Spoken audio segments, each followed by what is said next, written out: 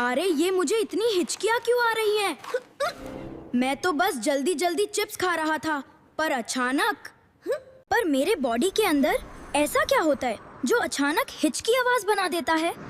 क्या आपको पता है ऐसा क्यों होता है?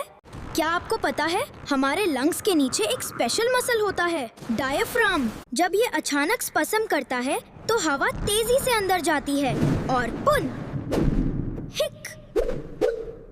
फास्ट ईटिंग, कोल्ड ड्रिंक्स और ज्यादा हंसी ये डायफ्राम को कंफ्यूज कर देते हैं, इसलिए मुझे इतनी हिचकियाँ आ रही थी।